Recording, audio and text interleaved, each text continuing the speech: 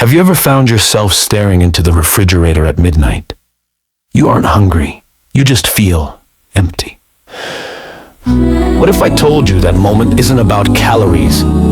It is a spiritual war, and the winner determines who runs your life, your brain or your belly. Join me as we unlock the secrets of Rabbi Nachman of Breslov and learn how to wake up your soul before you take that next bite. Welcome back to the podcast.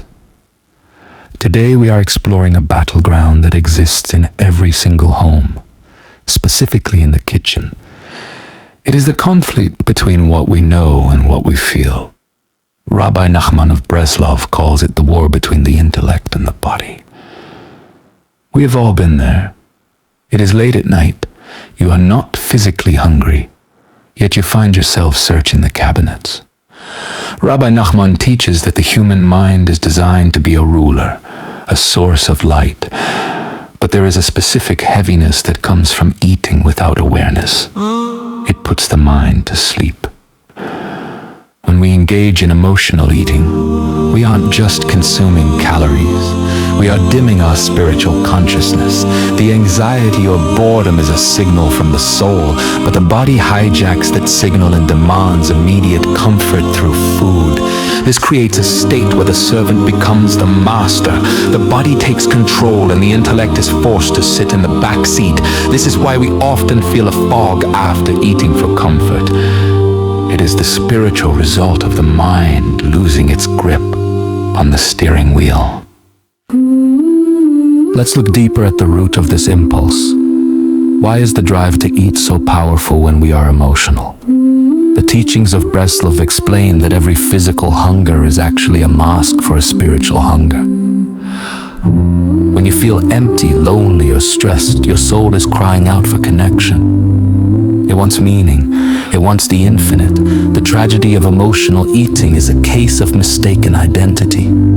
The soul asks for light, but the body translates that request into a craving for sugar or bread. We try to fill a spiritual void with physical matter, and this is why it never works.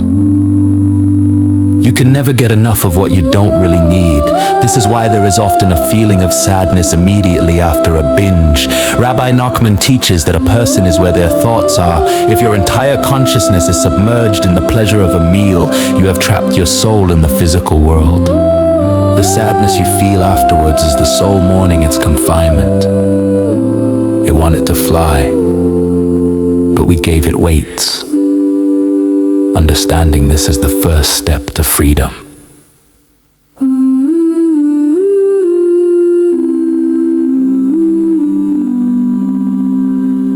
How do we reclaim the throne for the intellect? How do we stop the cycle? Rabbi Nachman offers profound practical advice. It doesn't involve strict diets, but rather spiritual tactics. The most powerful tool is the concept of waiting. When the urge to eat for comfort strikes, do not say, "I will never eat this."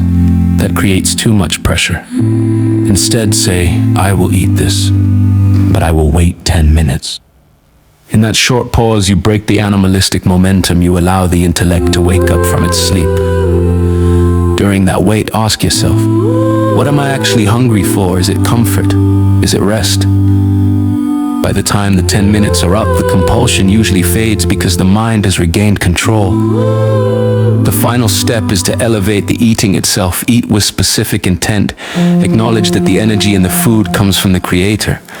When you eat with this mindfulness, the food nourishes the mind as well as the body. The mind leads, and the heart follows.